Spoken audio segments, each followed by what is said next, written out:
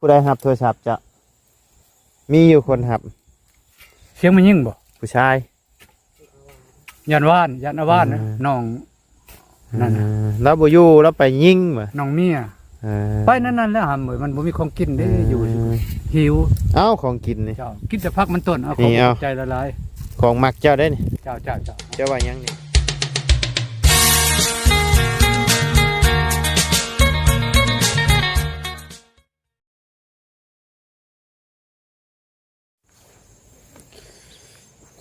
ทักทายกับสบายดีเด้อเนาะพ่อแม่พี่น้อง FC เบิร์ดจะขู่สู่คนเนาะบ่ว่าอยู่ในและต่างประเทศก็ยินดีต้อนรับเข้าสู่ช่องบ่ไรคือเก่าพี่น้องโอ้ยหาเชียนหน้าแดดเนาะหน้าแดดหน้าดำมาเลยพี่น้องแดดมาแล้วพี่น้องเอามื้อนี้ก็ได้แปะเข้ามาหาทั้งผู้ตู้ปืนแก๊ปหรือว่าผู้ตู้น้อยนี่แหละเนาะพี่น้องเอ้ยเข้ามาเยี่ยมมายามแล้วก่อนจักเราเฮ็ดหยังผู้งอมๆอยู่เนาะเฮ็ดอย่างเด้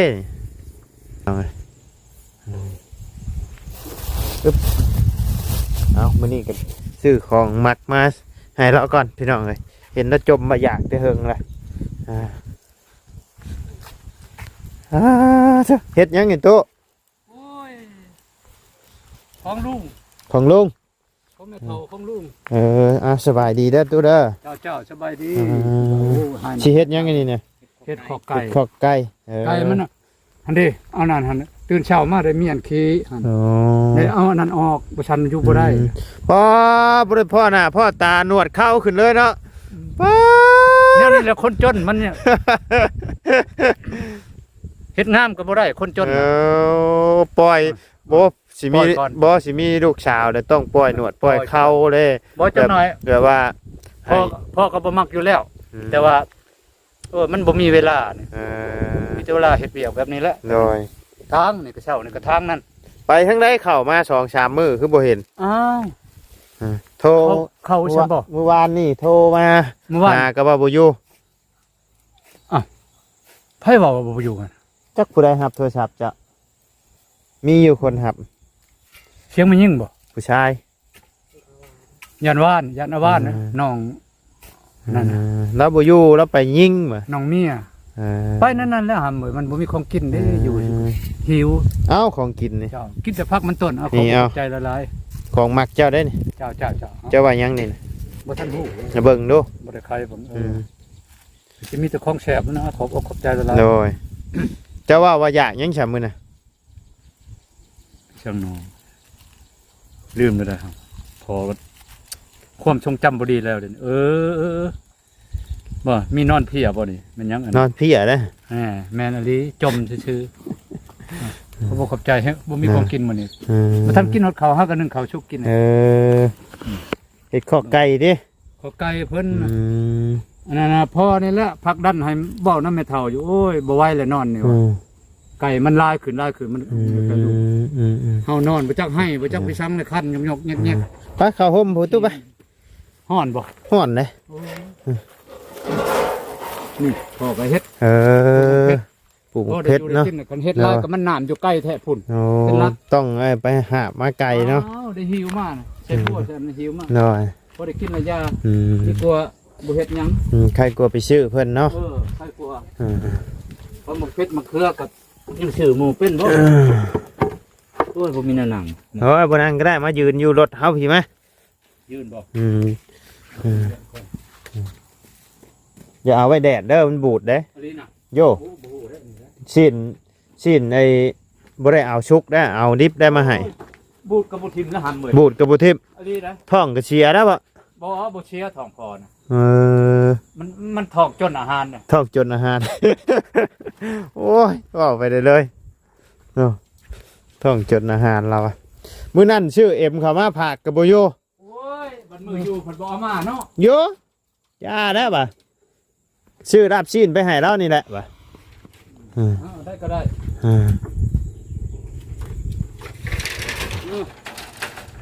หมั่งเนี่ยพี่น้องเอ้ยเกือบพอไปแล้วไปใช้ไปแบบเก่าแล้วไปหาหนุกปลิวตัวหนึ่ง2 โตก็พอได้ปีกได้ผลอยู่ละลากินนะเนี่ยมันต้นนี่ก็เมื่อยกินขี้ขาดแล้วบัก ทั่วเบิดได้ใช่หมักทั่ว โอ้ยมันตายมันเดือดเครือมันย่ำมันมาก ตายแล้ว ย่ำมันมีผัดบะมาเนาะ บ่ถามมากินแต่ยอดมันต้นหมักทั่วเบิดละบ่ปะ มักทั่วหันมักทั่วก็จนเบื่อเลยตอนนั้น แล้วมาช่อง3 อาทิตย์หลังนี่เดี๋ยวนี้มันก่อยมาแล้วมันแต่มันต้นนี้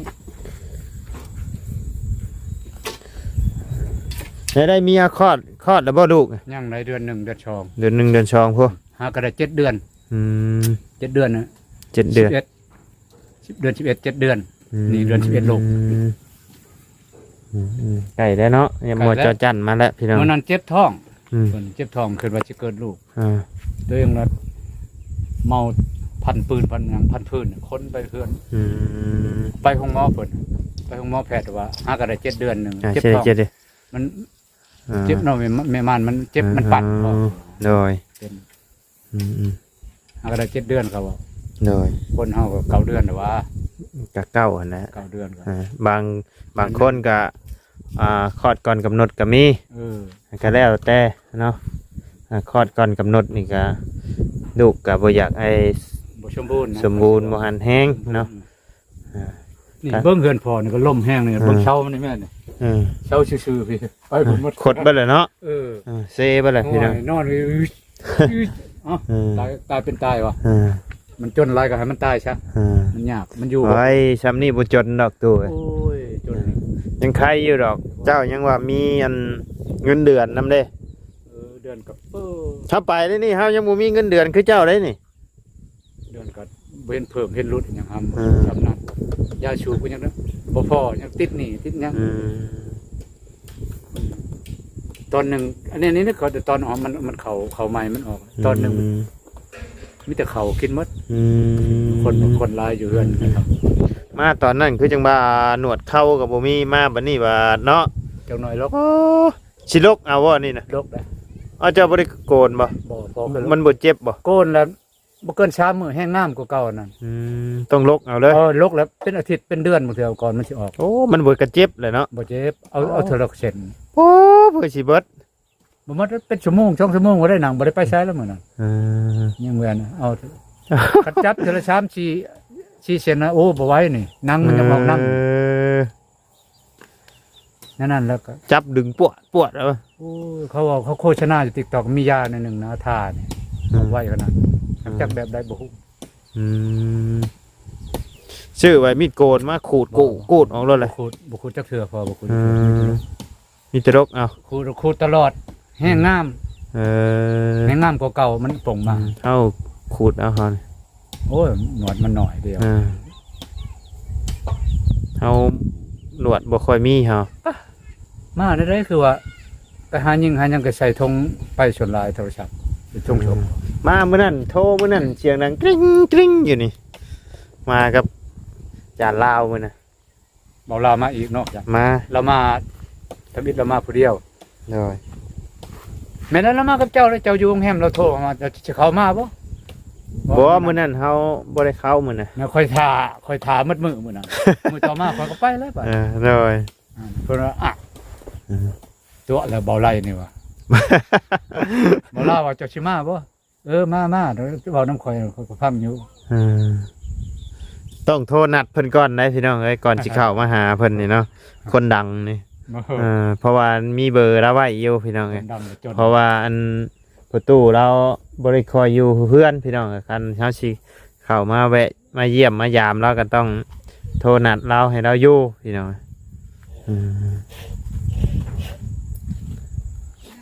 ไปไหนมา ไปไหน มาเฮาผู้เดียวนี่แหละเลย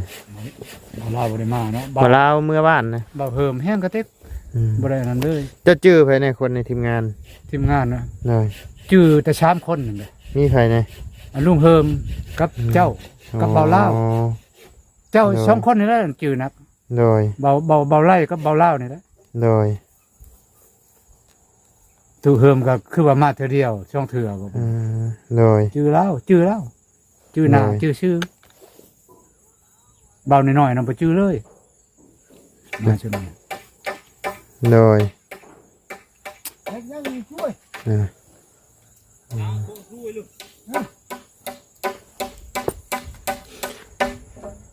ไผ คนในบ้านก็เท่า อื บ้าน มเมียก็บ่ได้มานอนอยู่นี่เลยติเมียก็ นอนผู้เดียวน อนผู้เดียวน อนมันนอนอยู่เฮือนใหญ่พุ่น อืม มันหยาดมันยังในร่มมันคือสิฮัก โยหนาวๆนี่บ่ เที่ยวได้ เอา ผม เอาเมียมานอนกอดบ่ เอากอดหมอนก็ได้ โอ้บ่คักคือกอดเมียได้ตู้ นอ เล น ย กอดค้อนใหม่มันมุดมัดนอนกอดเมียเด้อ ว่าหยอกแล้วกันพี่น้องเอ้ยนอนกอดเมียอุ่นได้ โอ้ หนาว งามนั่นนี่เด้อ อยากได้ ก่อน ไม่ได้ สิตายบ่รับตาแล้วกันได้แบบนี้นี่ตายบ่รับตาแล้วมัน ตายบ่รับตา ตายรับตาแล้วบ่ บ่รับเด้อมันเสียดายมันเด้ เสียดาย งามเออ คิดฮอดมันน่ะ งามได้หมุนบ่ล่ะนี่ เขาเอาไปนํบ่ได้ ทะเบียนในชื่อเด้อ 68เด็กหยัง เด็กไก่ 28นั่นแหละเนาะ28 68รวย อรวยนี่คือไก่บ่ รวย อืม ไก่ อืม อาจ้อเลยมา อืม อลิเดี๋ยวหมู อืม งอ มาอยู่พี่ก็เป็นเบิดเจ้าเนาะ บ่ปานใดเด้ข่อยบ่สนใจน้ำเมียข่อย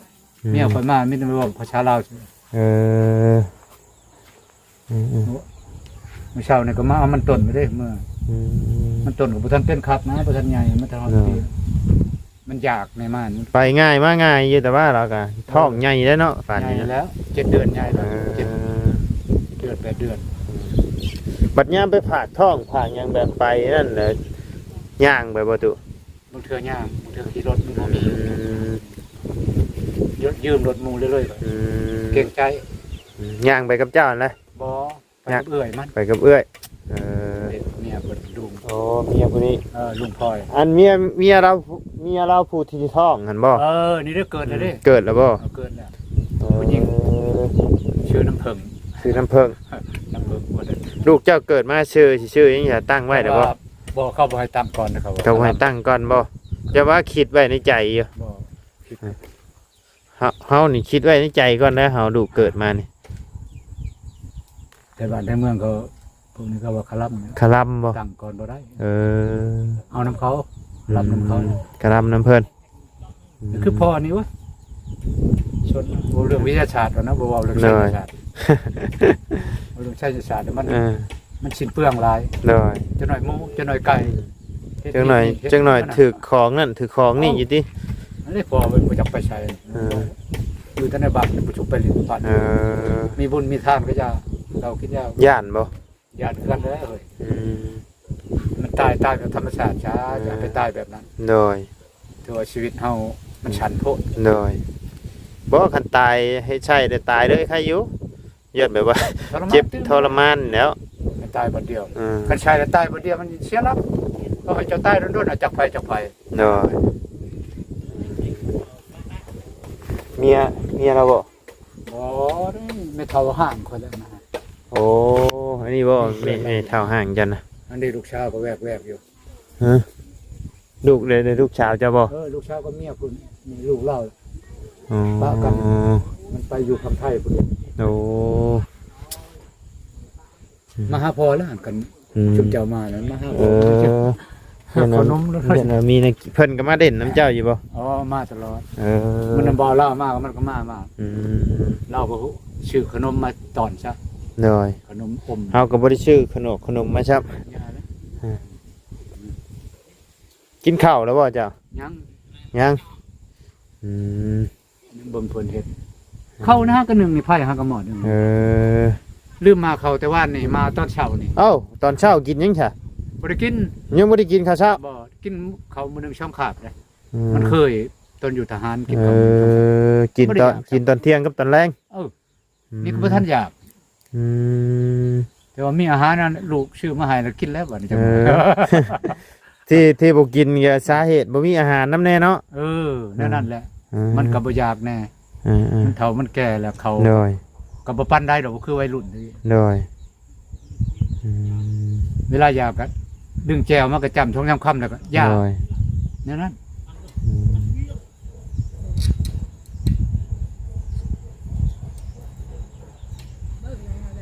สิไปทางใดต่อบัดนี้ พุ่นละขึ้นบ้านดงพุ่นละ หมองเก่าแล้วเนาะ โดย มันเคยไป ไป เข้ามาเยี่ยมมายามก่อนมาบ่ได้เข้ามาแตะลนนะ แนวนี้แหละ อืม บ่มีหยังกับมาเฮ็ดหน้าเฮ็ดตากันก็ดีใจพอ เป็นได้สะเฮือนสาวคำเพิ่นมาแล้วบ่ บ่ได้มีแต่ลูกกับแม่เราผู้คนบ้าพี่บ้า อืม บ่ได้นอนได้นอนอยู่เพื่อนเราเฮ็ดกระท่อมบ่อนดังไผ แล้วลงมานอนอยู่กระตุก เราบ่ได้นอนได้ เราบ่ได้นอน มั อน ยู่ นอนยันเจ็บยันเป็นเรายันตาย เรายันตาย เฮาบ่เคยนอนเราว่า เออ คนบ่เต็มนะว่าเนี่ยเว้าในทีม โดยเนาะ โอ้ย กะเฮาโฮๆกันอยู่หรอกพี่น้องเอ้ยทั้งแม่เรานะแบบยามมื้อวันศีลวันอิหยังแฮงเราแฮงเป็นเนาะ คิดมันยังมาแล้วเดี๋ยวอันนั้นแหละอย่าควงนะ เฮาก็บ่ได้เข้าไปหาเราแต่ลนแล้วเฮาก็เพราะว่าสังสาวคำเราก็บ่อยู่เนาะ มาอยู่แล้ว สาวคำน้องนาง แล้วมีเฮือน น้องบง กันแล้วไปหาเงินแล้ว โดย ตะกี้บ่มีเฮือนอยู่ โดย เบิ่งลูกเบิ่งแม่ ดีละเงินหา ใน ค ราจังว่าพ่อจักมือได้สิได้เด้ ำ โอ้ยผู้ใดได้สิชงชาญนะ เด้นี่ได้เลยนี่ โอ้ยได้ก็ได้มันสิล่มแล้วนี่ ได้เลยสิปุ๊กอยู่ใช้สมุดบ่ได้ นี่แหละ อ่า บนนี่แหละ มันเป็นดินของเจ้าเลยบ่ ดินของแม่เฒ่าหั่นแหละ ดินของแม่เฒ่า ก็สมมุติว่าได้ปะได้ห่างกันแท้กันว่าก็เป็นของพ่อแล้วกัน นี่เป็นของเจ้ายังได้ดินเพิ่น อ้าวขอแล้วเว้านี่ขอบเขตปุ่มไปวิกมานี่มันสิฮอดใช้นี่10 ขอยังได้จะปะกับลูกเพิ่นเลย ห่วยปะมันมีเหตุมีผลมันปะบ่มีเหตุมีผลก็มันเสียอยู่ สมมติว่าเจ้าสิปะแต่เจ้าเป็นคนผิดแต่เจ้าสิได้บ่ ข่ ใช่ อยบ่เอาจักกีบค่อยไปกันค่อยมีบ่อยู่บ่กินบ่น่ะ บ่แล้วบ่มีเจ้าสิมีบ่มีบ่ฮู้แล้วบ่ บ่มี บ่มีก็บ่ปะเลยห้ามให้เขาปะเฮาจังคัดได้ เพราะว่าเป็นดินของเพิ่นนั่นปลูกเฮือนใช่เฮือนงามใช่บัดโย งามแล้วงาม ปะห่างกันบัดเพิ่นก็สิ หมอตอนนั้นก็ต้องได้อันนั้นได้เว้ากันก่อนแล้วสัญญากันก่อน ต้องเว้าต้องถามกันแล้วเนาะ ปะกันอันว่าปะเฮือนก็คือนี่ก็ต้องได้หารกันแล้วเจ้าหาเงินให้ค่อยเฮือนน่ะมูลค่าเท่าใด อันนี้เพิ่นหานให้เจ้าบ่ใช่นี่ หารแล้วไผสิไปหัวอ่อนปานนั้นเว้ย ก็มาแต่งคนผู้นี้ เพิ่นให้เท่าใดนี่นะ ก็ให้ก็เขาก็บ่เอาฮอดครึ่งเนาะ เนาะ คำว่า1ชนชามก็กลัว1ชนชาม1จุดป้ายแล้วเพราะว่าเฮือนนี่64ล้านตอนปี 64ล้าน 2018 2019คนได้ เนาะเดี๋ยวนี้บ่ได้ดอกนี่ โอ้ยหลักแสนขึ้นไปหลักร้อยขึ้นไปนะผม เนาะดักร้อย หลักร้อยล้านขึ้นไปเรือนหลังหนึ่งก่อนสิได้อยู่ เนาะ ป้าให้ลูกอีต้นสงสารลูก เนาะ ได้แล้วก็เอาช้าครึ่งหนึงเอาจักดีก็บ่ได้แต่ผมมีเงินแต่งนี่ผู้นี้ เนาะ นั่นน่ะ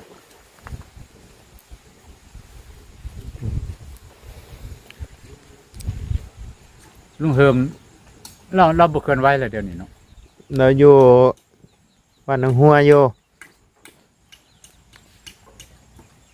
ราคาเบียกอยู่ ก็จะเบายังเบาน้อยๆนะ เบาน้อย น้อยๆผู้หนึงน้อยนะ ๆเบาใดเนาะเบา เบาเด็กน้อยนะผู้หนึงนะ เด็กน้อย มากับป้ามากับลุงเฮิมบ่ชุดนั้นน่ะเบาลาวแล้วเราจือเราฮู้เบาลาว อันน้อง แฮงมาเทื่อเดียวหนึงอะนะ น้องเมฆอันบ่ ก็สิแม่นแหล้วตามเบิ่ง คนบ้านเจ้าหันบ่ มันเป็นข่อยใช่คนบ้านข่อย คนไหนน้อยๆมา อยู่ชาละวันบ้านดินละ ที่เข้ามากับบ่าวเตียงตอนนั้นหันบ่ นั่นแล้วน้องเมฆอยู่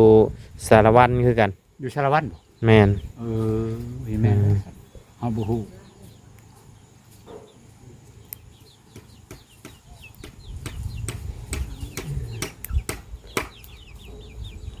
ฮ้อนมื้อนี้ ฮ้อน แดดใครอยู่ใครก็หนาว ไข่แม่นแล้วแม่นไก่น้ำลายขึ้น ไปซะโอเคเด้อตู้เด้อเดี๋ยวเฮาอันออกไปเวียกไปงานต่อก่อนเนาะอยู่ดีมีแฮงเนาะ จ้ะ มื้อหน้ามื้อในสิเข้ามาเยี่ยมมายามใหม่ไปเดี๋ยว พี่น้องสำหรับคลิปนี้ทั้งบ่ได้ก็สิได้ขอจบคลิปปิดคลิปลงไปเพียงสำนี้ก่อนพี่น้องพบเจอกันในคลิปหน้าเนาะขอบบุญขอบคุณพ่อแม่พี่น้องและ FC เบิร์ดทุกคนเนาะที่เข้ามาติดตามและรับชมทางช่องบ่ได้เนาะสำหรับคลิปนี้ไปแล้วพี่น้องสบายดีเด้อ